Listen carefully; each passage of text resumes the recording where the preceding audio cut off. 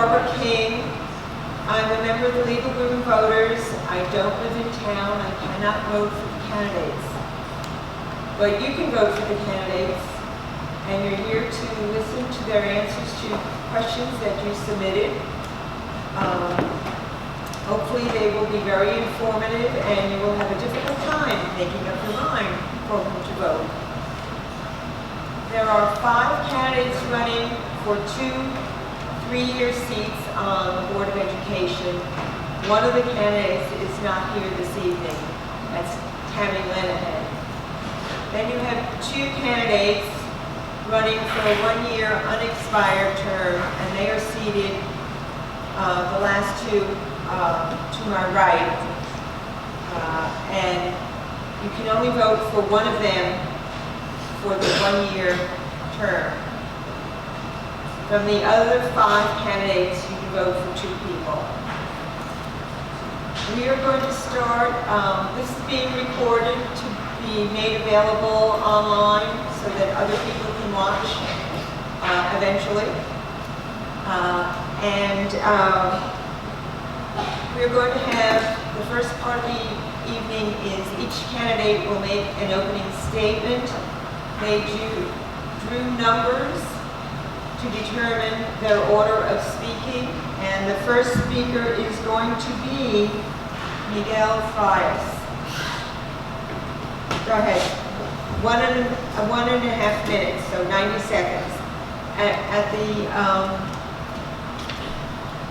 When it gets down to 30 seconds left, the timekeepers will hold up a yellow card. And then when your time is up, a red card will be held up. Please try and observe the time limits. Miguel, if you would begin. So, first I'd like to thank the League of Women Voters for hosting this event.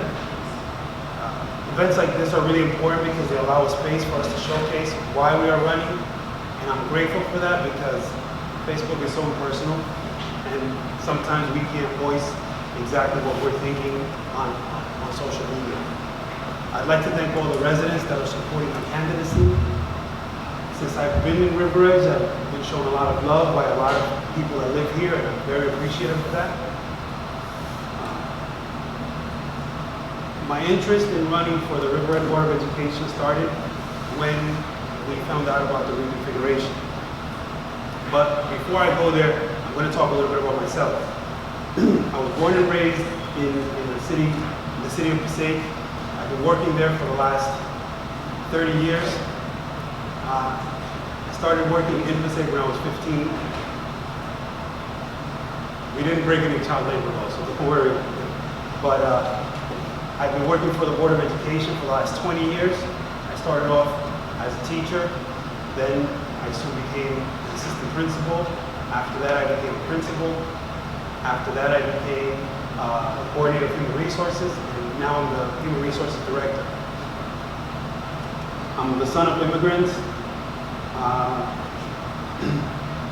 I directly supervise 8 staff members.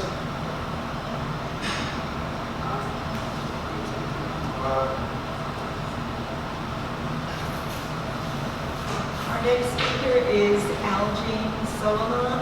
That's right.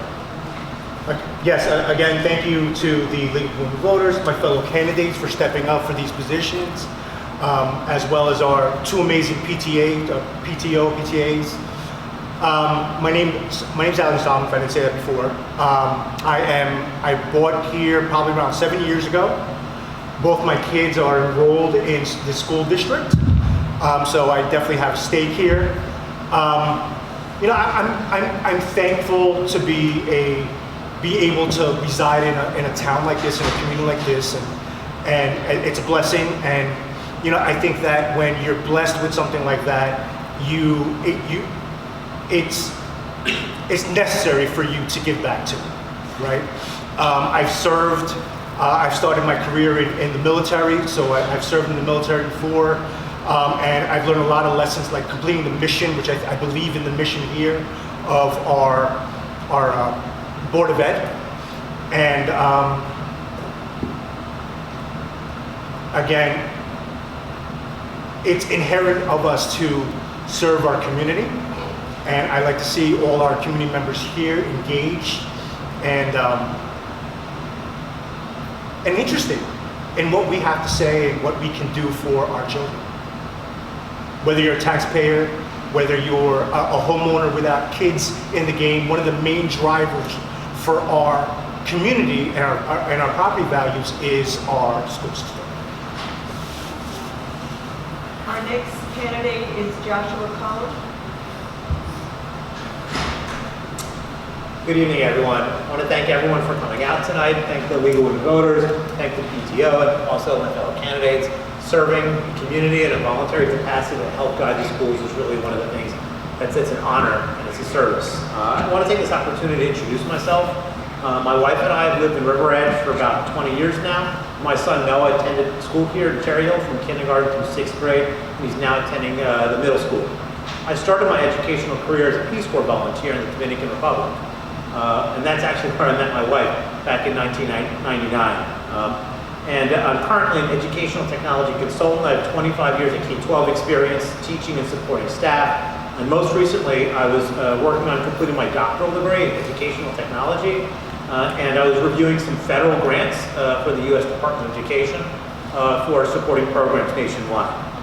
Previously, I served as the Chief Innovation Officer with the New Jersey Department of Education, where I oversaw all educational technology initiatives throughout the state. And I've also served as the Executive Director for Data, Assessment, and Evaluation of Educational Technology with the Newark Public Schools, as well as the Director of Technology with the Passaic City Public Schools. Prior to that, I worked at Stevens Institute of Technology, supporting professional development programs, both nationally and internationally. I'm running because I want to share my knowledge and experience to continue to help guide our schools along the path of excellence, to prepare our students for the world of today and also for the world of tomorrow. Thank you.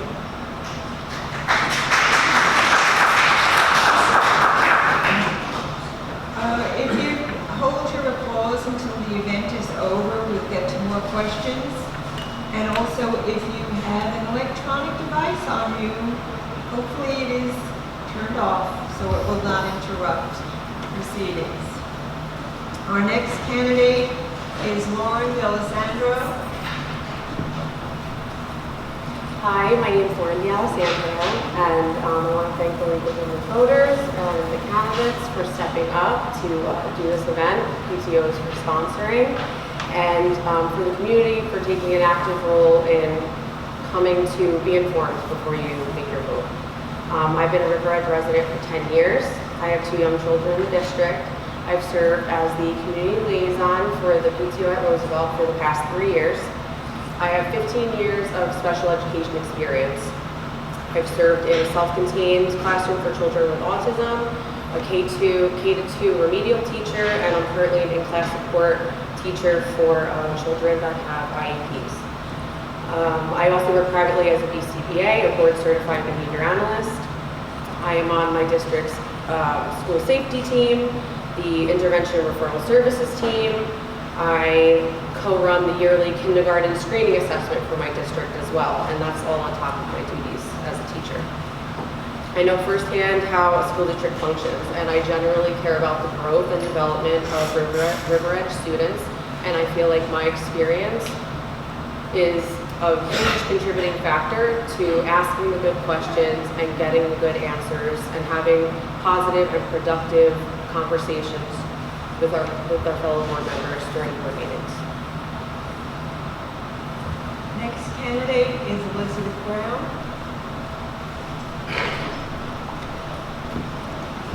Good evening, everyone. My name is Elizabeth Brown. First, I'd like to thank the River Edge School District's PTO teams for organizing this event, as well as the League of Women Voters. My husband and I purchased our home here in 2004, and 2 of our children are Cherry Hill School graduates. Community service is very important to me, and I try to live as an example for my children. I was a Girl Scout troop leader for several years, and I was thankful to spend a year on the Junior Women's Club. I've also been a River Edge cheer mom. Currently, I'm serving as my 2nd term as a River Edge board member, and for work, I work for a global private school on their operations team. Nice to meet you. And our sixth candidate here tonight is Bobby Correa-Hayes. So before the timer starts, can I make a Right. statement, please? Alright. Yeah. Go ahead. So I'm currently a board member, but I'm sitting here not as a board member, as a public citizen, and my opinions and statements will be my own. I'm not representing the board. Nelson Mandela once said, education is the most powerful weapon that you could use to change the world. Good afternoon, everybody. I'm so privileged and honored to be here. I would like to express my gratitude to the League of Women Voters and the PTO for organizing this event. My family moved to River Edge in 2016. Currently, I have three children in the local school district. I consider myself as a lifelong learner and a lifelong mentor and a lifelong educator with over 20 years of public service experience in leadership as a professional engineer serving the public sector. I could proudly say that I have influenced positively millions of residents in New York and New Jersey through the infrastructure projects my team delivered over the years. In addition to that, I've been involved with a lot of educational initiatives and mentorship programs with public universities and schools across New York and New Jersey. This has helped me understand the gaps in education and also the opportunities we have to enhance our STEM program and make our kids ready for the 21st century.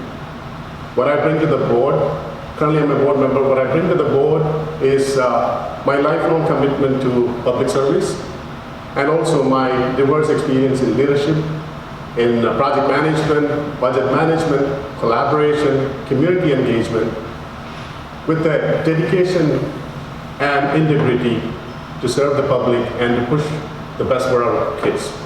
Thank you. Thank you. Now we go to the question and answer portion of the evening. The questions were submitted by email and sent to me or to the PTO at their special email address. You may not be able to get to all questions that were submitted, but we hope that we cover enough topics tonight. Answers to most of the questions will be 1 minute, so that when there's still 30 seconds left, you'll have the yellow card and then the red card when your time is up. First question, and we're going to start with Elizabeth Brown. Recently, the Board of Ed reduced the time at meetings for public comment to 15 minutes. If you were on the board, how did you vote and why? If you weren't, how would you have voted and why?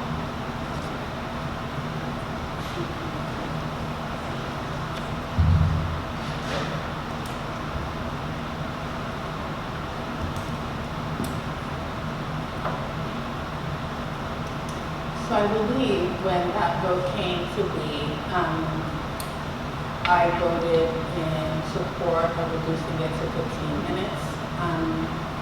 We have 2 spots on the agenda for public comments, one on agenda items and one for public comments.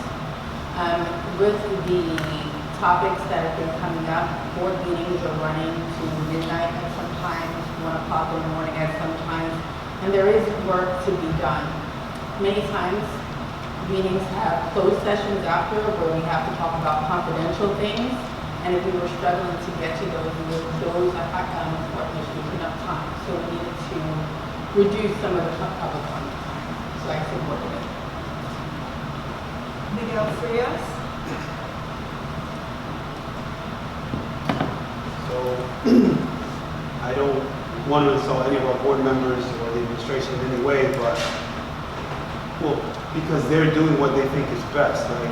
Even if we disagree with what they do, they're still doing what they think is best for our community. I'm fairly certain that they love our community just as much as we do, but I think that citizen voices need to be heard.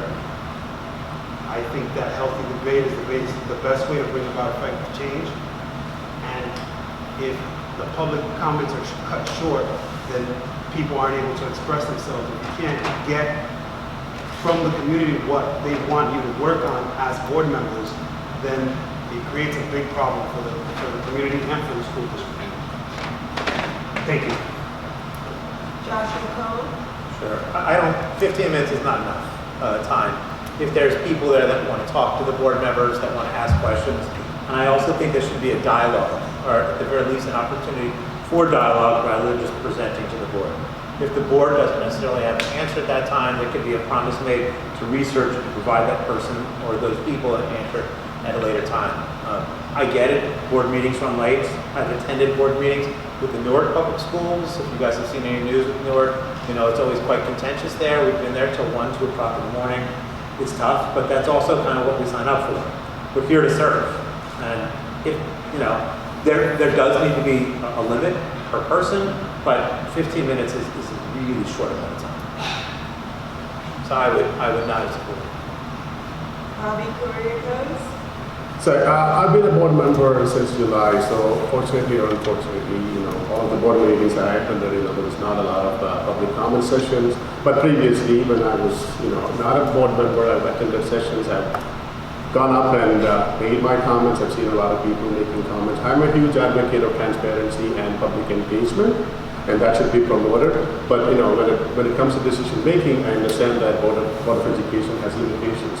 They are local representatives of the State Department of Education. They are supposed to follow policies. So you know, there are limitations, yes, but definitely public engagement should be encouraged, supported, and there should not be any time limit except for like individual comments, which we have in 3 minutes. Laura D'Alessandro? I think going from an hour and a half to 15 minutes definitely is not enough time. We can work to do a little bit better, but again, the board members do have to abide by certain rules. They do have closed sessions after, and big topics are going to want to be talked about a lot. There's other meetings where nobody shows up. So those meetings, we have to stay late, we have to hear everybody. Everyone's coming out because they have a concern. We stopped doing the Zoom meetings where you could put your comment in there. So now people are coming out and they're staying. Also submitting questions, that's something I was thinking about, submitting questions ahead of time. That way the board kind of knows maybe what questions they should be looking to answer, and they maybe have better feedback than, you know, just thank you for your comment, and that might help answer some people's questions a little bit better. Algie Solomon? Same with Bobby. I'm newer to the board, so I currently am on the board. I was appointed in September, so my opinions are not reflective of the board, and that's something I have to say. But I think that we have to consider a lot of factors there. I think that we have to be respectful to everyone's time, right? If I were to vote on that, my consideration would be an equitable solution to me would be to divide the time up per commentary, right? As opposed to overall you have this many minutes. If you have nobody come, then well, each person gets 2 minutes. Whether you have 50 people come, everybody gets 2 minutes. Right? I think that would probably make something like that. I would find a solution that's a little bit more equitable. Thank you. Next question, and we'll have Joshua Cohen answer first for a minute. On a similar topic, how can the board do a better job connecting parents to the Board of Education beyond meetings which are late and long? How can it foster a less adversarial environment? Is there a better way to receive and handle public feedback? Could you speak up a little louder? I can barely hear anything you're saying. I'm sorry. Wait, my microphone. Here we go. Would you like me to repeat the question? Yes. Okay. Similar topic. How can we do a better job connecting parents to the Board of Education beyond meetings which are late and long? How can it foster a less adversarial environment? Is there a better way to receive and handle public feedback? Mr. Cohen. there a better way to handle public feedback, communicate is what I'm hearing is the gist of the question. So I'm a big fan of, over communication. It's something I asked my staff to do. And so I think that we could leverage multiple means of communication as the board does now, as the school districts now, but expand it. Mailings, quarterly mailings, more frequent mailings, Facebook, Twitter, X, all of these social media platforms, and they could be used in a bi-directional fashion. The challenge is moderating it, but I think there's always a way that we can try to over-communicate what we're trying to do.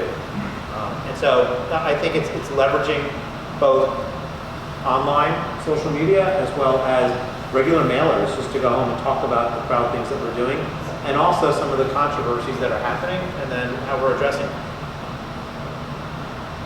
Ms. D'Alessandro?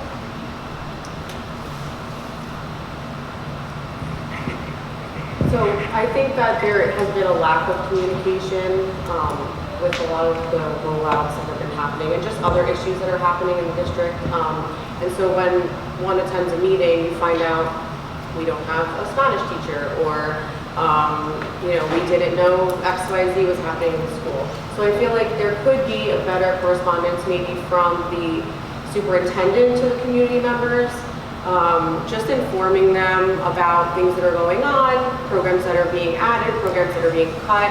And I think the Board of Ed could do a better job as well. I know it's said outside of the meetings, but during the meetings, giving more information, and when the topic comes up or a presentation is given, there should be more questions being asked, more answers being received, instead of just straight presentations. I just don't think there's enough conversation being facilitated to give the community the answers that they're looking for. Elizabeth Brown?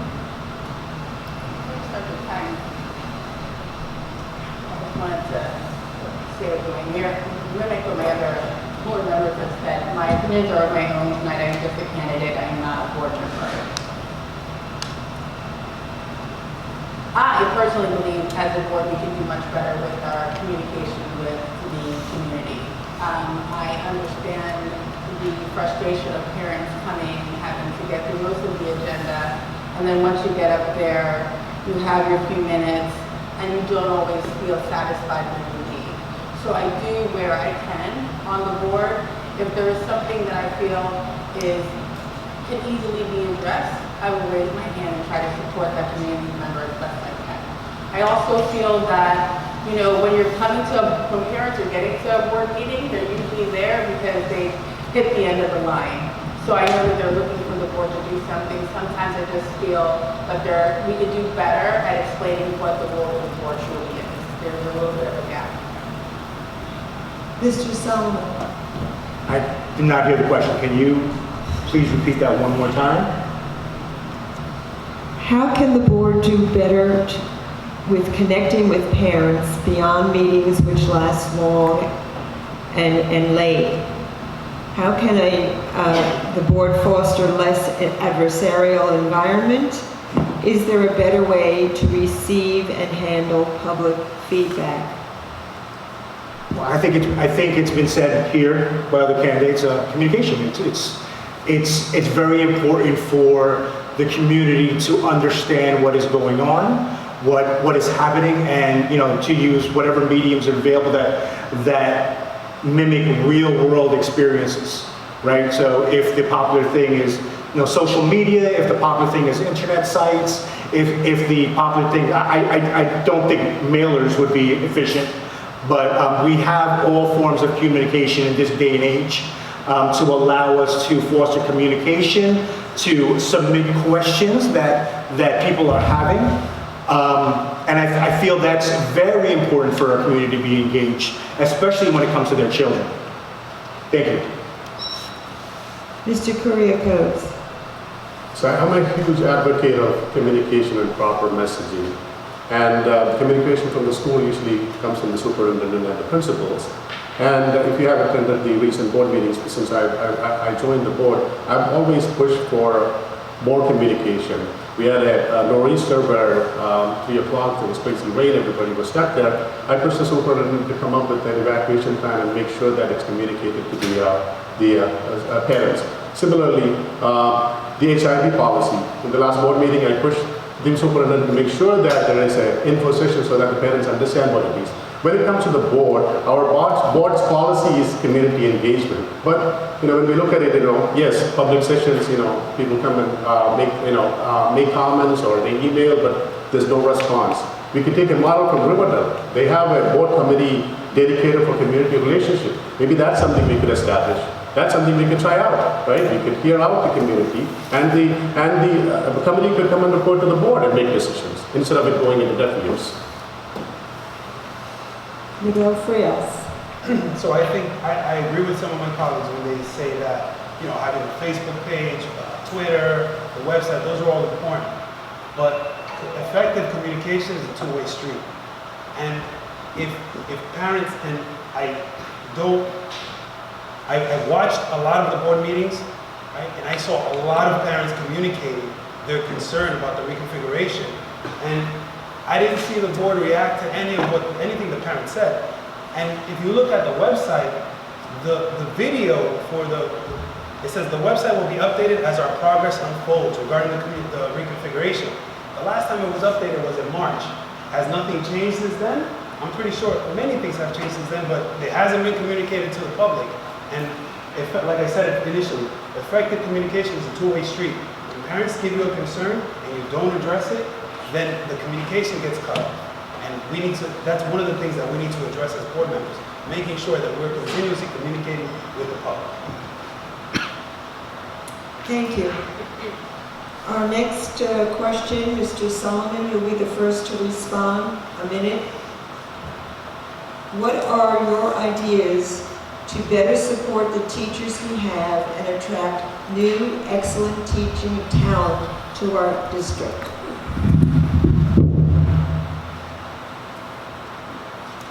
It's a very good question. We have a teacher shortage. We are amidst a teacher shortage, right? My background is I work corporate. My product is compliance, federal, state compliant for products for banks and brokerages. So, it's a very competitive field.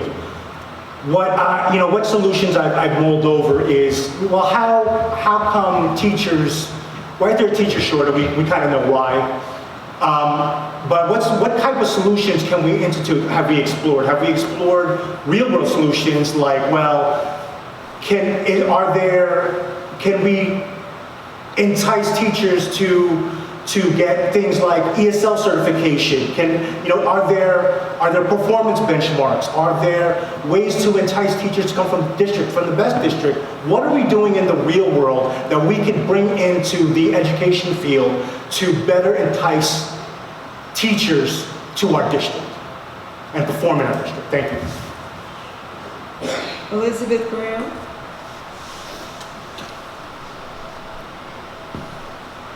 Well, first I'd like to say I think we have great teachers in our school district currently, and I think we do a really good job at supporting them and making sure that they're always a priority to us as a board. As far as continuing to support them, I think offering great PD opportunities. I went to the New Jersey School Board's conference last year, and they had a great team building with wellness, right? And I brought that back to our superintendent and administration. So I think bringing new ideas to the administration and to the superintendent, just to make sure that they are supporting, keeping it a priority is what we can do as board members. As far as attracting new talent, get out there to the job, to the colleges and to their job fairs, and just make sure we're casting a wide net and looking everywhere. There is a teacher shortage, but they're there, and we have a great school to welcome them to. Mr. Currier-Rose? I would say it's a twofold question. I have a lot of friends who are teachers. There's a lot of teachers sitting here. I understand, how it works. I've heard from my teacher friends itself that, they do all the prep over the weekend. And they party in the morning without even dropping their kids to be with somebody else's kids. So the teachers need to be supported. Mass exit because the board is not supporting them, right? So the board should equip the teachers, support them. Not just that, we've seen signs in this town, the teachers groomers. I don't think that's that's something that the village would push for. We should denounce that kind of things. I've taken a pledge that we would support public teachers and public education and creative waves. Yeah, we were fortunate enough to hire teacher vacancies over the summer, but we had vacancies towards the end of summer, early fall. We're still struggling to find because of the current teacher shortage. We need to incentivize. We need to find creative ways to hire teachers. Mr. Cohen. So I think in any place, in any workplace, schools, any place, people stay because they're heard from. People stay because they're supported. People stay because they have leadership opportunities. And so if we have an issue where teachers are leaving, I think that's where we need to look. Because people stay when they're happy.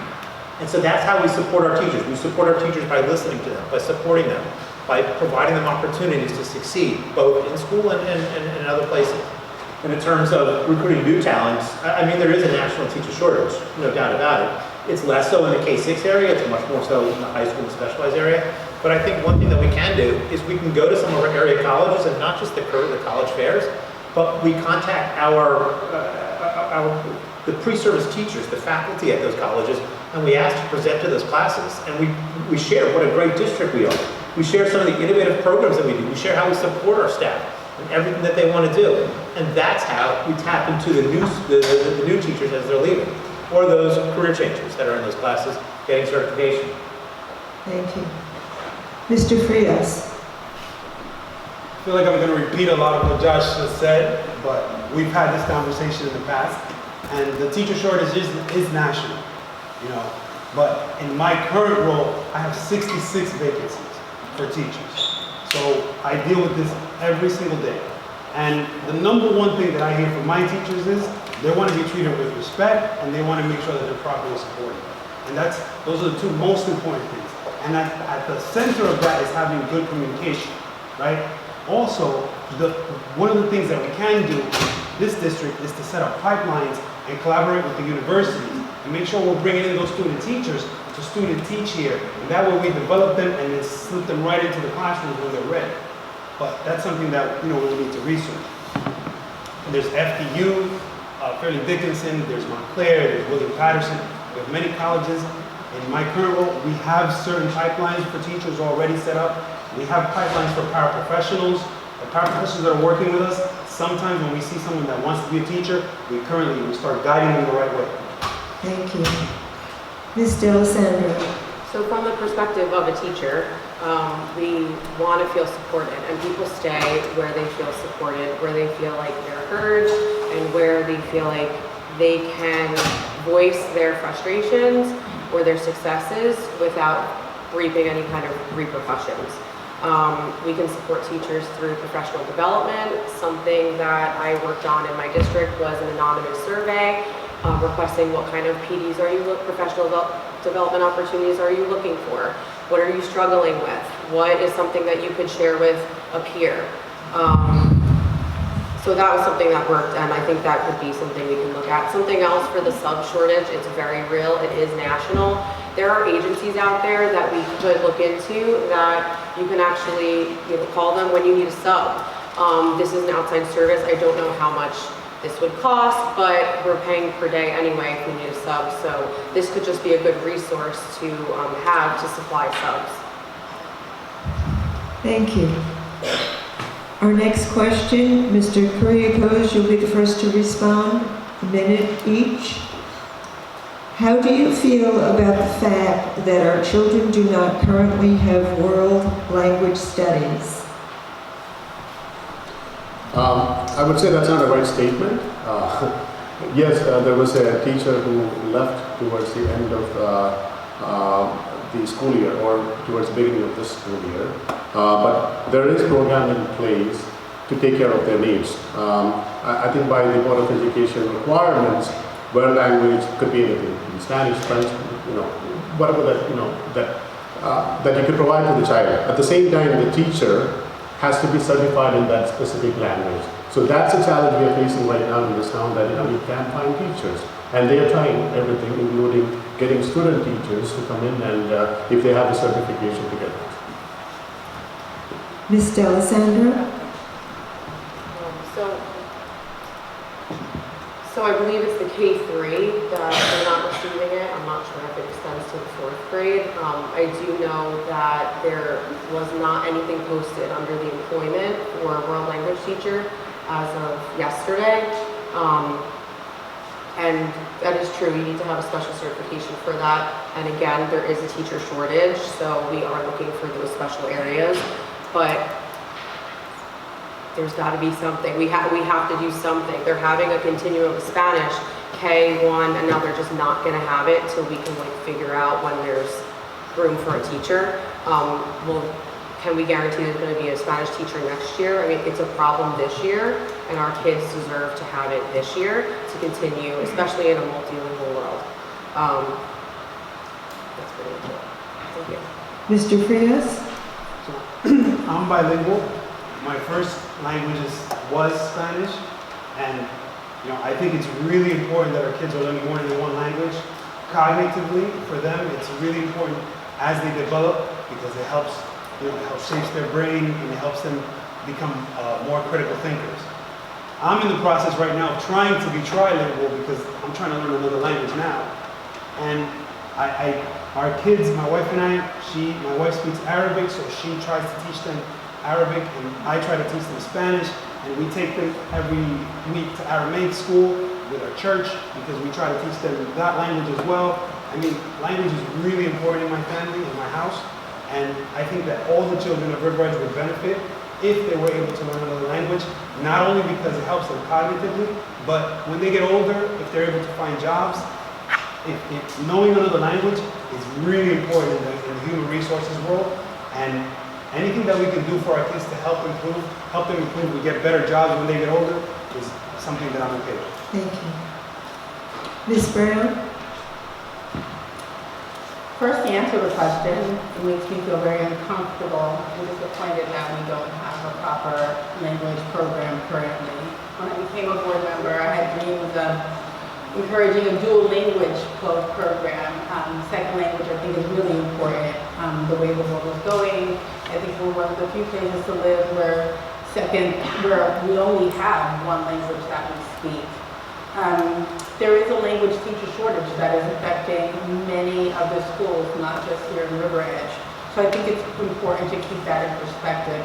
In addition to that, our children, in my opinion, don't get enough language when we had a teacher. So there's a lot of work to be done in that area, but we're board members. And what we can do is bring that to the forefront of the administration. What you as parents can do is be vocal about your opinions on that, and then hopefully we'll get through this and get proper language support for our students. Mr. Solomon? It's important. It's important. We live in a global society. We are definitely looking to replace those resources. But yes, it's important. I mean, I speak another language. I speak Tagalog. My wife is fluent in Spanish. My kids essentially speak 3 languages, and it's important for them to know that they are not alone in this world, that we are in a global society, that the world is moving towards a global society, and we need to prepare our kids for that. They need to learn that at a very young age, that people are the same even if they speak different languages. That is important. That is important as a community, and that's really what we need to understand here, that everything we're teaching our kids, we're instilling values of our community. And in our community, we're going to have different people who speak different languages, and it's important for them to learn that at a very young age, that is important and that is okay. Mr. Cohen? It seems like there's consensus. We all believe that world language is important, and we have a program looking for a teacher, something that we all value. Like many of my colleagues, I'm bilingual also. I learned it as a second language in school, and then kind of sink or swim when I was in the Dominican Republic in the Peace Corps, and then continue along that route, and that's how we communicate, my wife and I at home, and with my in-laws that still live in the Dominican Republic. The challenge is we have to find a teacher to continue with that. And the second is the continual concern of where do we fit it into the day so that we don't cut, but we add to what the students are doing in a meaningful way that doesn't take away from what we also feel, some of the other areas that are important. It's a challenge. But it's a challenge I think that it sounds like all of us are interested in confronting. Thank you. Now we're going to enter the realm of reconfiguration. There were many, many questions submitted on various aspects of if this, if that. I've tried to make a synthesis of the questions. We're going to give the respondents 2 minutes. So the yellow card will go up still when there's 30 seconds left, but they will have a total of 2 minutes to respond. And there may be a follow-up question. So we're going to start with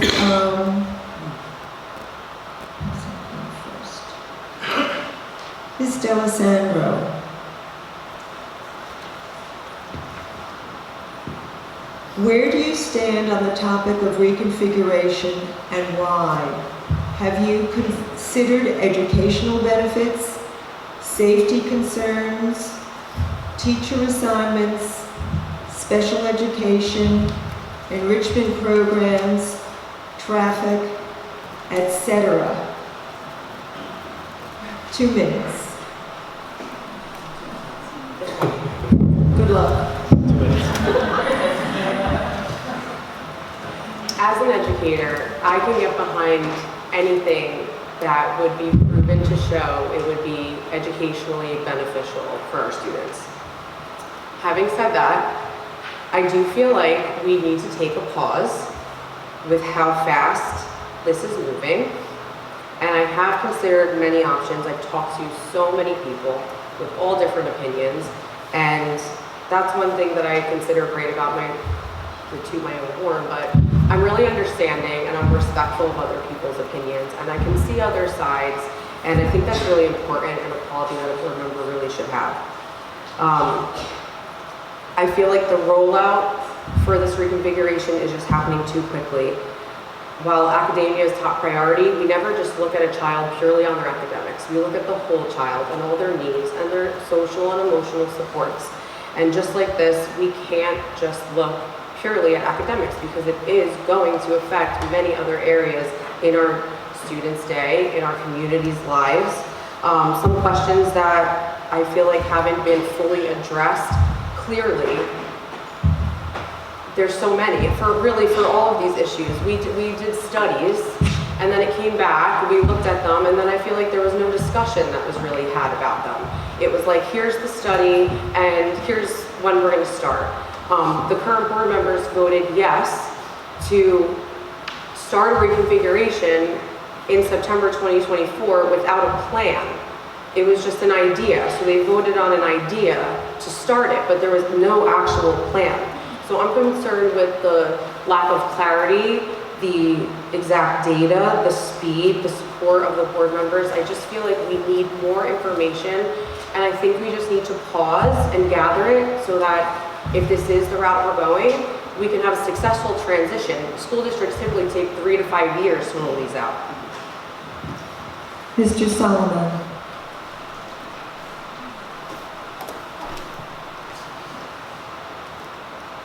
I'm excited for it. I'm excited for it because I care about River Edge. I care about unifying our schools, unifying our students, so that they're educated with our best values as one River Edge, right? Maybe reconfiguration wasn't the best name for it, but it will unify our community. And it always starts with kids. People get behind kids, right? And there will no longer be a Roosevelt, there will still be a Roosevelt, but there will no longer be two sides of town. People are gonna be educated together. Kids are gonna be educated. Our two amazing PTAs, I can't imagine what wonderful things are gonna come out with a unified PTA. I can't imagine what's gonna come out from teachers, during a teacher shortage where we have all teachers for third grades in one building supporting each other, backing each other up. I see that it's the least impact that taxpayers, we don't want to build a school like Maywood, we spend 25 million. We don't want to keep duplicating our resources for both schools where we can just consolidate. Yeah, I live 3 blocks away from Cherry Hill. I imagine my kids walking each other, my oldest walking my youngest. But I'm in favor for a better town. We only get till 7th grade to educate our children with our best values as River Edge. This is an opportunity to figure that out. This is an opportunity for us to unify our kids. This is an opportunity for us to instill our best values as a community, because it takes a village to educate our children. I'm excited. I'm excited what this can be, and I'm here if there's going to be growing pains, which I'm sure there's going to be growing pains. Whether you rip the Band-Aid off now or later, there's going to be growing pains.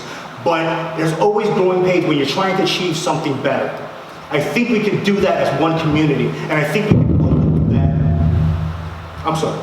I think we can only do that as one community. I apologize for my passion. I love this community. I want to see better for it. I'm here for that. Thank you. Joshua Cohen. Thank you. So this is the question that everyone is really here for, right? So, like I think all of my colleagues here, I want to do what's right for kids. My entire career, 25 years, have been in public education, working with the most underserved students, because I want everybody to have the opportunity to have a better life. And I'm for pausing. There are definitely some pros to the reconfiguration. There are pros in research that have shown that some of the things that are being recommended or being proposed will work. But there's also a significant amount of research that says this might not be the right thing. So I want to take a moment and refer to a publication from 1997 by the Office of Educational Research and Improvement, where they asked 9 different questions for district to consider before they propose a reconfiguration of this nature. And I'm concerned that not all these questions have been addressed. The first one, increase or decrease transportation costs. I'm not sure if full costs have been analyzed. Increase or decrease parental involvement. And we've got PTOs that are not going to continue over the course of 6 years. I want to talk about achievement scores, and I'm going to read a couple research, some reports, some statements from research, empirical research we've conducted. Becker reported a significant advantage to locate the 6th grade in elementary school. Students in the early middle grades demonstrate higher achievement in elementary schools with grade spans than students in intermediate or single grade schools. Students making structural moves perform significantly worse in both English language arts and mathematics. Students who attended K-8 schools were higher achieving academically by the end of 8th grade than those who attended K-5 and 6-8 schools. Research broadly supports the idea that K-8 is a better choice. Reported that student mobility, which would be caused by the proposal, has been shown to harm students who change schools, and moving between schools can have adverse impacts on students. How many points in transition are there going to be? What are the interaction between grade levels? We're losing the Big Buddy program, or at least what's proposed to bus kids over from one school to another. Is the design of the school appropriate? Thank you. Mr. Frias. So, I too am very passionate, so I'm going to apologize ahead of time. My family has been here for over 10 years, and I'm very concerned about how this will affect the town. Where I work, we do reconfigurations all the time. We even have software that helps us reconfigure the town because we have 20 schools. In 2021, we closed 6 buildings and opened 4 new schools. So in my district, we do it all the time. And this is something that you can't just jump into. It's something that affects the entire town, and the research supports community schools. Now, if you have questions about the research, Josh will gladly share all the articles with you because we've had the conversation. We need to pause and ask more questions because I'm very concerned about how this will affect the city. And please remember that the police department has voiced their concern with us jumping into this decision. And also, I'm confused as to I watched the video, I've looked through every single item that I took a bunch of notes when I was watching the video, and to me, I still don't understand why we need to do the reconfiguration. Is it a budget issue? Is it a space issue? You know, or is it about how the schools are being perceived? Like, we need to get down to the root, to the center of this thing, and ask the questions that need to be asked. If at the end of the day we need to do the reconfiguration, then we need to do it. That's fine. But jumping into it is not a good idea. And having the school district bulldoze the parents and doing it anyway, I'm totally against that. I'm never going to stand for something like that. Thank you. Mr.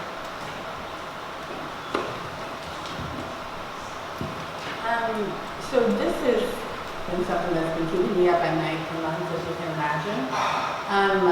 Just to say, to address, I disagree with that it hasn't been explained while we're doing the configuration. I feel it's been explained. What I feel though, because it took me a moment to understand it myself, was that it's not that it hasn't been explained. If you are not supportive of the reasons, if the reasons why we're doing reconfiguration isn't important to your family, to your household, it may be difficult to get behind. So it's easier to say, well, I still don't understand. The reasons are for what the reasons are. Space. If you look to your, I would say left or right, these are 2 classrooms in our lunchroom because we have a space issue. We need space and we need to create equitable space for our special needs students. That's what it is. A big population or a small population, it is what it is. So the board had supported the administration and we're moving forward with reconfiguration. To speak for myself, I was one who abstained. I fundamentally support reconfiguration, but I do believe that we need to make sure we're doing what we're saying we're doing. I don't want to fix the plane while it's in the air. There's things that need to be looked at, there's things that need to be vetted. But I believe the board is doing that. So I do support reconfiguration, and I believe we can all support reconfiguration. And if we don't support reconfiguration, it's not because it wasn't explained. It's because maybe that's just not something that that person who doesn't agree with it can get behind. But all in all, I think our administration and the current board have the best interest of the students. And I think we can do a better job at explaining to the parents where we are and where we are on the projects and where we are as we move forward, but we do hear you. I do. Thank you. Mr. Kuriakos? Yes, I'm going to take my parent hat off and put the potential board member hat. Latest initial rating 2024 says Cherry Hill is rated number 15 best public elementary school in New Jersey and number 16 in Bergen County. Roosevelt is 136 in New Jersey and number 35 in Bergen County. So when I first moved to this town, that was the year in 2016 when kindergartners were moving from here to Roosevelt. My daughter was, started kindergarten over there. So NBC, when it was built, there was 3 intentions. 1, to address the space constraint. 2, to make sure that all special education need kids in this district got the education here and the potential for bringing services from other towns. 3, to make sure that we invest in expanded pre-K, expanded early education, right? But over the years, our population grew. Because there's apartments on the other side, there's condo complexes also on the south side, so there's disparity in student enrollment. And Cherry Hill is running out of space. Number 1. Number 2, when you talk about special education, I'm not an expert, I've been doing a lot of reading, I've been asking a lot of questions to previous board members and superintendents and all that stuff. So there is a disparity, there is a legal issue in the way we're not providing the least-specific environment for all the students in our town. We've been, certain students that needs in-class support, we don't have the resource. We don't have the, can I post? When you're moving around, the mic is going off.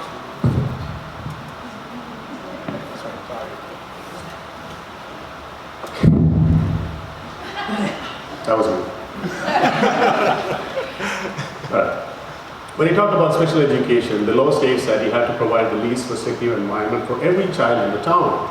And yes, all our special education kids that needs self-contained class, they come to Cherry Hill. Even if they are on the other side, they come to Cherry Hill, right? But kids that go to Roosevelt, they need in-class support. We don't have the facility or the resources to provide in-house support. And what is that affecting? We don't have space. We don't have the ability to push our STEAM curriculum. We don't have the ability to push our arts. We don't have the ability to push our music curriculum. You know, as a board member, we got to make, you know, decisions that would benefit the community in a way that it's not going to be a tax burden for the community. We already have a referendum which we are paying off. Thank you very much. I'm sorry your time is up. All right, so we're going to have a follow-up question, and we're going to start with Mr. Frias. The follow-up question is, if the reconfiguration does not happen, can you please outline how you expect the district to rectify Cherry Hill's existing space issues? For instance, how would you propose that the district find space so that the multipurpose room will stop being used as a classroom? How would you propose the district create space so that all students at Cherry Hill will have access to the music room? And we'll give that a minute. So, there's always other options. We just have to research them. That's the reason. Is your mic on? Oh, sorry. Okay. It's not. Okay. So there's always other options.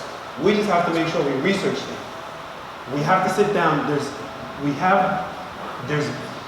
other types of schools that we can create in our district. That doesn't mean that we need to reconfigure and uproot the entire district. We can have magnet schools. We can put caps on classrooms. We can do other things in the district to make sure that every single student is serviced the way they need to be serviced without having to uproot the entire community and do something that's going to harm everyone else that lives in the community. I mean, I'm grateful for the schools that my kids are able to attend. Cherry Hill has great teachers that care about our kids, and you know, I don't have many concerns about this school district. I volunteered I'm only here because of the reconfiguration, because in my experience, it is something very big that happens to a district, and it's something that we need to address. Mr. Cohen. So I want to first say that I think that what the superintendent, the current Is board your microphone on? It's not letting me. Yeah, I got to turn on. All right, good. So I want to first share that I think what the superintendent, what the board is doing, is because everyone does truly believe that they have the interest of the best of the kids at heart. I truly believe that. I think that's why we're here. That's why we're in education. I am, however, concerned that I don't think all of the right questions have been asked, which is why, again, I'm going to reiterate that we need to pause, reflect, ask the questions, get the questions answered to make sure it is right for the district. Regarding this specific question, there are absolutely challenges, and there were a presentation, and there are reasons that were presented why a reconfiguration was proposed. But we're not ready for it yet. We haven't answered, we haven't looked at all the alternatives, we haven't asked all the right questions. We don't know if it's right for our kids. If it is ultimately right for our kids, then absolutely, let's do it. Let's do it in a planned and thoughtful fashion. Mr. Kuryakov? Yes, I just wanted to say I'm not a person who would throw a small grenade and walk away. I want to find solutions, right? Okay, all right. So that's the multi-purpose room we're talking about. There's dividers there where one side is music class and the other side is the STEAM lab. How do we find a solution? How do we add annexes to this building?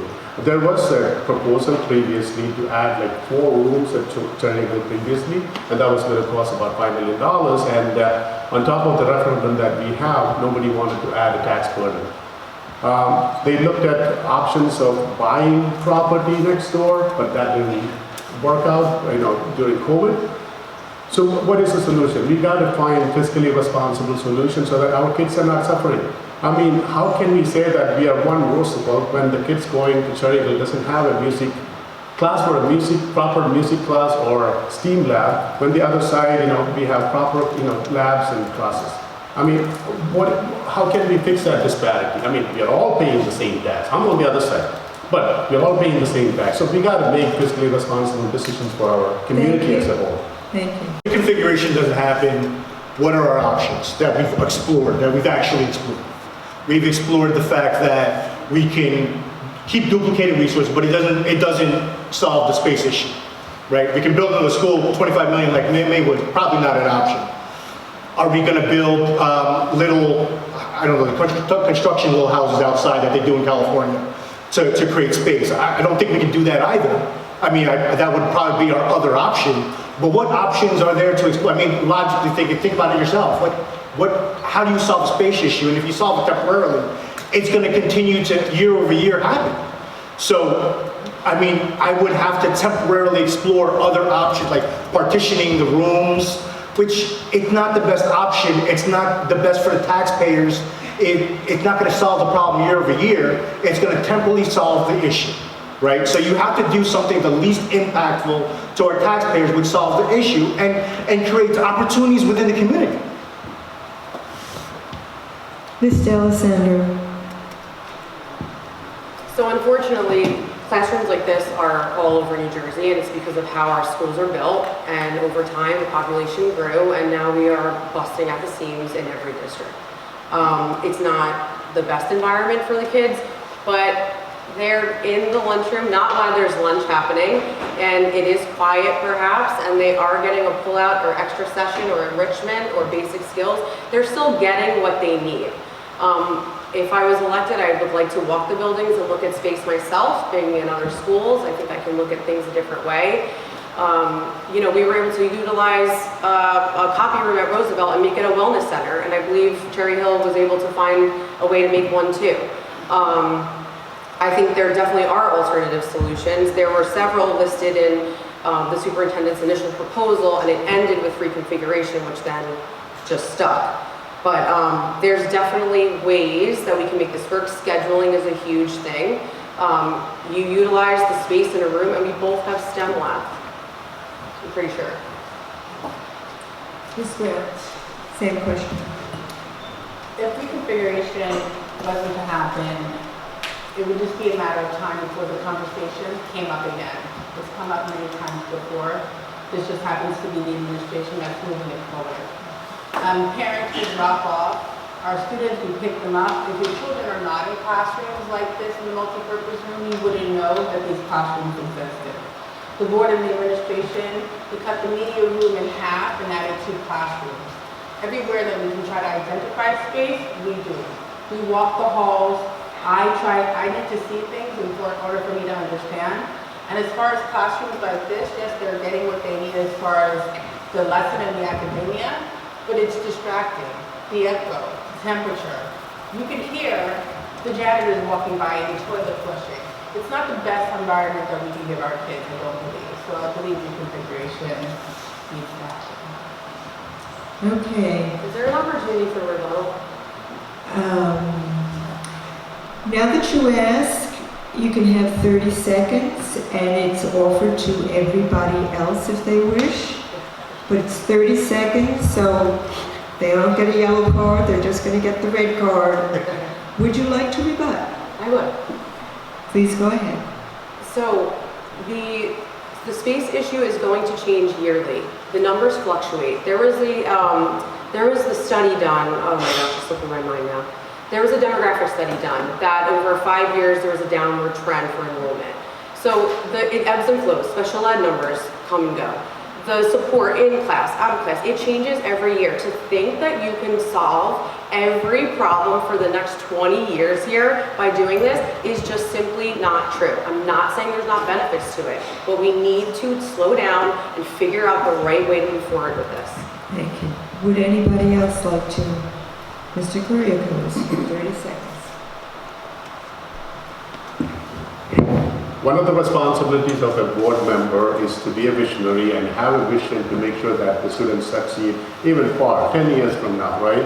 And our community came together in 2000s to build this New Bridge Center to make sure that our kids are, housed here, to make sure that they get the best education. So, the whole argument that, we should not worry, this will all go away, I'm not going to buy it, and I don't agree with band-aid solutions that has been done for years, and we got to come up with a creative solution that will work. I'm a taxpayer. I demand that my kids get the best education.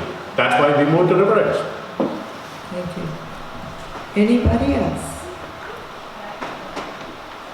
Yes, Ms. Graham? I agree with what Mr. D'Alessandro said in your last statement is that we need to slow down to see how we can best move forward for it. So it's not now do reconfiguration, it's figure out how we can best move forward with it. So yes. And Mr. Khan? So, there are some real issues, absolutely. This is not an ideal situation. But, you know, there are also some major concerns that if this happens, what are the potential negative ramifications academically, socially, emotionally to the kids? Look, ultimately you've got 3 educators up here with combined 60 plus years of experience, not saying stop it, just saying pause and let's ask to see what other alternatives. What are we doing? Is this the right thing? That's it. Okay. And Mr. Solomon? I'm not going to razzle dazzle you with a bunch of studies, right? I can cite a study with about citing to support one end and supporting the other end. I can cite a study for everything, right? I want you to look into your hearts. I want you to understand that what is best for your kids, right? Is sticking them partition learning lessons the best way for them? It's up to you. I'm not going to cite a study for that, right? But you have to think about it. What I think it's going to be difficult on is the parents. And I think we're going to do what River Ridge parents do. We're going to make it happen. We're going to find a way to make it happen because that's what River Ridge parents do. Thank you. And Mr. Frias? So, I just have a question. Why hasn't this question been posed to the district? Why wasn't this put as a referendum? Like, they're going to sit here and they're going to tell you that there's many things that they don't think are options. But they haven't done their due diligence to research other options. Otherwise, they'd be in the presentation, right? Also, the message on the district website and coming from the board member is that it's the only option available. And as a person that I've worked in school districts for over 20 years, I have experience. I'm telling you as the district that that's not entirely accurate. We have other options that we need to research. Thank you. Thank you very much, everyone. Now we're going to switch the topic. A minute answer. We're going to start with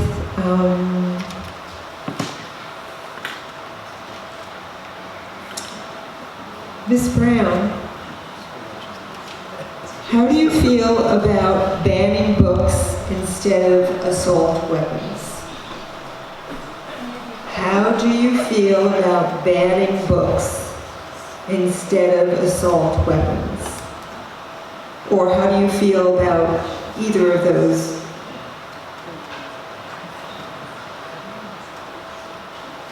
That's a nice question. So I do not support banning books at all. Do not support banning books. However, I feel like I'm in the minority of this opinion. I do believe that we should have age-appropriate books for our school. You know, we don't have Hustler in the library. It's not banning books, it's making sure that they're age-appropriate. As far as assault weapons, I definitely believe there should be a ban on assault weapons. I can't tell you that I like hunting. However, I'm sure that you do not require an assault weapon to get a bear or a deer. You can get several that way. That's not really a sport. So I would believe that's my opinion.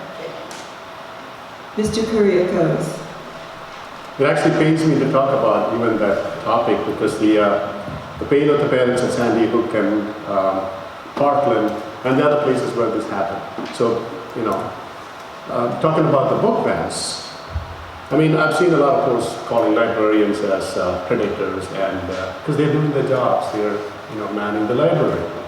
So, you know, we have taken a pledge that we do not support any book banning. But when we look at our school system, our book, you know, the library books are all age appropriate and it's open and available to the kids, right? So, you know, you have the option. You could say that, you know what, my kids do not like those books or certain books. That's fine. But, you know, keep it open for the kids. And I don't think our schools have any books that are not appropriate for our children. Ms. D'Alessandro. I don't feel the need to comment on the assault. I have no issue. I have no authority to ban firearms. As far as the books, I don't believe in book banning. I think that everyone should have access to whatever is out there. You can't take away something that's written, and it really contributes to our diversity as a society. And I'll agree with our colleagues. And anything age appropriate, our administration, it's in their hands to know what kids should and should not be reading at a certain age.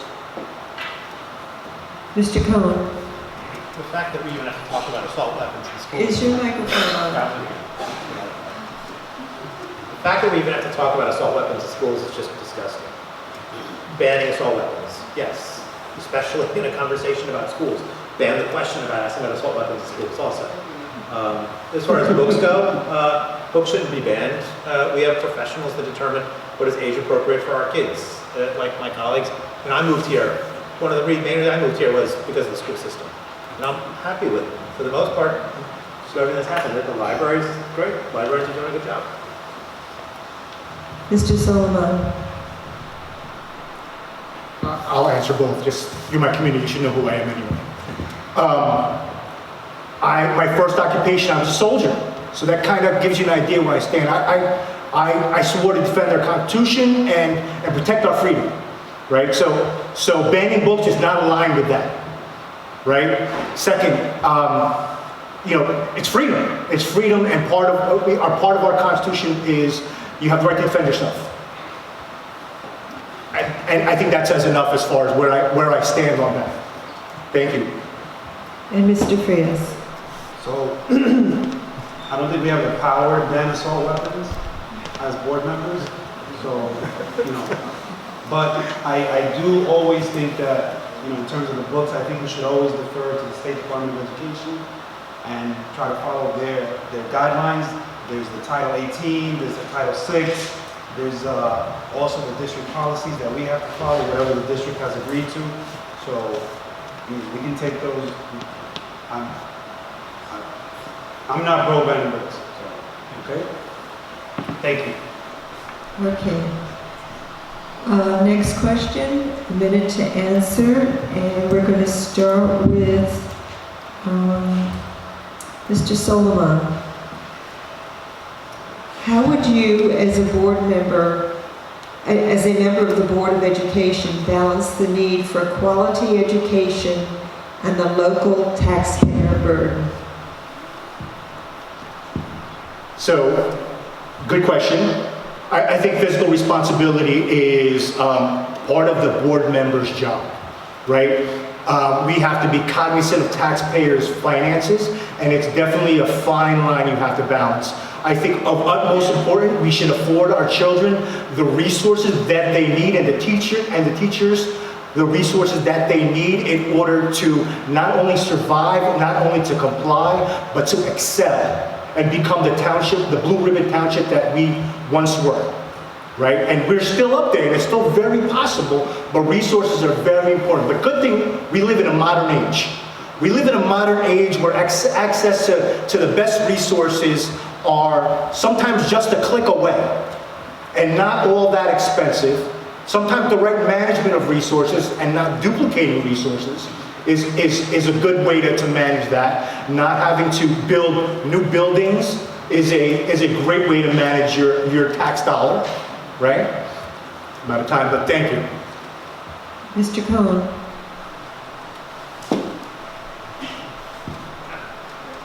It's tough. There's a 2% tax levy that limits, and you can't increase the amount of money that the schools are provided unless you submit a referendum.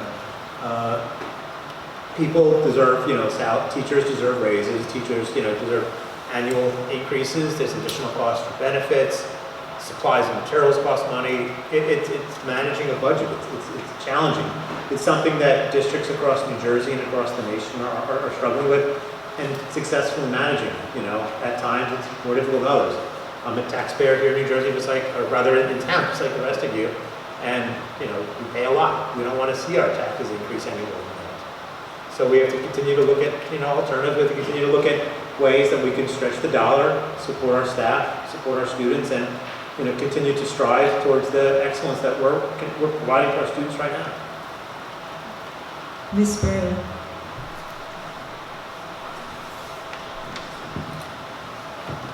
when I'm not a board member, I'm a neighbor, so I'm paying the same taxes or similar taxes because I live in town with you.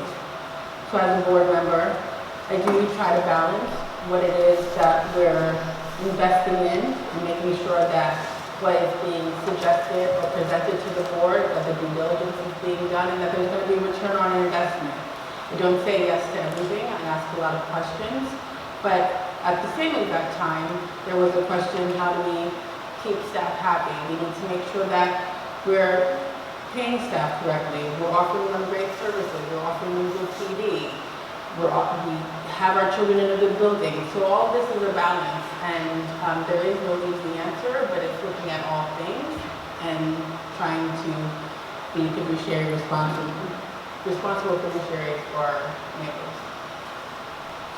Mr. Kuriakose.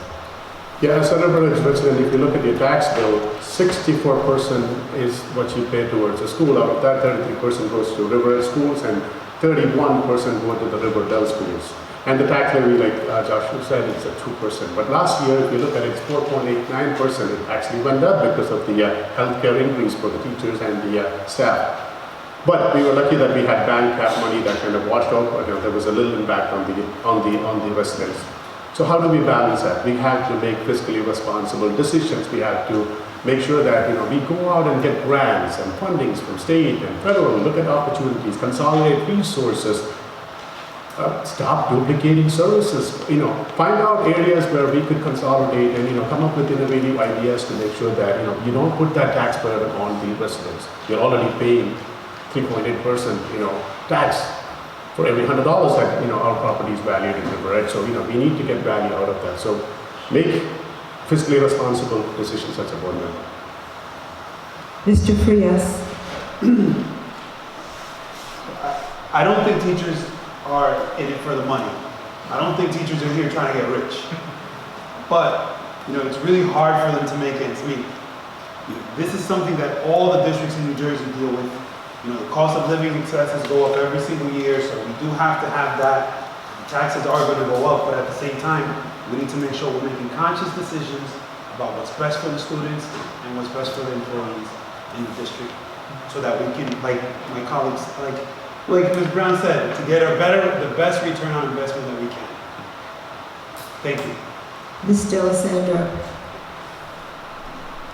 So the main part of the budget does include teacher salaries and benefits.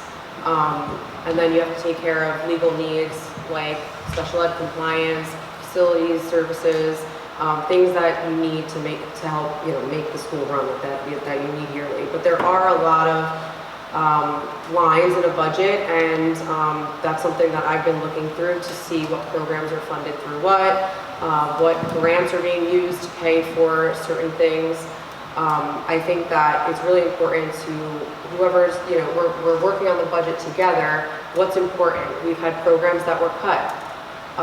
From what lines and from what departments, I'm not entirely sure yet, but there's a lot of different components that go into a budget, and the educational benefits that we can get from using grants and using using money in that area for education, that doesn't really affect the taxpayers. It comes from the budget, but other things do, like hiring extra crossing guards and the new Class 3 officers. We're sharing that financing with the town. Thank you, your time's up. Okay, we're going to be shooting to end by about 8:30, so we're going to go to closing statements. My, how the evening flies by, right? The candidates drew numbers to determine the order of closing statements. They will have 1.5 minutes, 90 seconds. And we're starting with Mr. Cohn. Great. I'll turn on. All right, thank you. First, thanks everyone that came out. I know you've all got commitments at home. Many of you have kids at home that are probably doing things or eating things they probably shouldn't be doing right now. I have one at home right now that I'm probably doing that. I want to start off by saying this is not a Democrat or Republican issue, the idea of pushing reconfiguration that some people in our town have alluded to. I myself am a lifelong Democrat, but it doesn't matter. We all, and I think everyone here in this room, everyone here in this town, ultimately want to do what is best for our kids. Absolutely, we're all committed to it. And the people currently serving on the board, the people, all of us running, we're all interested in donating and volunteering our time to help guide the district do what's best for our kids. And while there's some reasons, and there are absolutely reasons why a change needs to happen, you know, this is not cool, this is not acceptable. I get that, I wouldn't want my son here. But there's a lot of reasons why we need to pause and ask additional questions that I don't think have been properly addressed. Whether it be increased mobility that can lead to negative academic impact for our kids, increased costs for the district, increased burdens for families, the loss of programs like the Big Buddy, or at least the challenge that will accompany if that program is able to continue, the loss of a sense of a neighborhood school. Let's pause for another year or two. Let's get in some people that really have done this. Again, this is not a new topic. 1997, a position paper was published. We shouldn't rush into this in a year. And let's make sure we do what's right for our kids. Thanks. The next candidate is Lauren D'Alessandro. So I'm a mother, I'm a volunteer, I am an educator, and I've contacted many aspects of school operations, whether directly or indirectly. As a PTO member, I help our board with the implementation of exciting events and fundraisers to get our children motivated to read and to be active and to support kindness and positivity. I support academic growth and excellence for all students and doing what's best for students and staff. I'm able to offer the board a different perspective as an educator, and I'm seriously concerned with the lack of communication from the top down and would like to expand open lines of communication to all stakeholders. We need real solutions to our substitute shortages and support for our teachers. We need consistency between both schools in terms of programs offered, resources, curriculum, and staff development. I want to do our due diligence for the students and the community. I want real answers and real solutions to our questions, or at least a productive, transparent discussion with board members and the superintendent. Regardless of the main issues, we absolutely need educators on this board. If you really care about wanting the best for your children and their education, my experience and credentials speak for themselves. If you vote for me, you will get someone who knows the right questions to ask and to keep the checks and balances with the superintendent. I have always advocated for my students over the years, and as a board member, I will put your children first as well. And do I have another second? I'm done? Okay. The supplies, we have all the supplies for the STEM lab. We update them with grants like every 5 years. I just gotta add that. Algene Solomon. So I don't have anything really prepared, but I definitely wanted to speak to my community from the heart. You know, I care about our community. I'm the guy you want if you want somebody to care about your community, to care about our kids like I believe it takes a village to raise children. I'm not here for one issue. I'm not here for configuration. I'm here to serve our community. I'm here for the bad, for the good, for whatever growing pains, whatever it takes to get better, to be one community. I'm here for it. I'm here to serve you for the unexpired seat of 1 year, to give you a chance to see what I can do. I didn't go for the 3 years because I want you to see what I can do and prove to you that I'm your guy, that I'm your candidate that's going to fight for you, that's going to fight for our children, right? Or at least, maybe not fight, but at least voice our opinion as far as what I think is right, what I think is wrong, and and be straightforward with it, right? For all those reasons, I believe I'm your candidate. I believe I'm the candidate for our community, and I hope that I can give as much as this community has given to me. We love it here. This is our forever home. We are invested in this community. Thank you. Elizabeth Brown.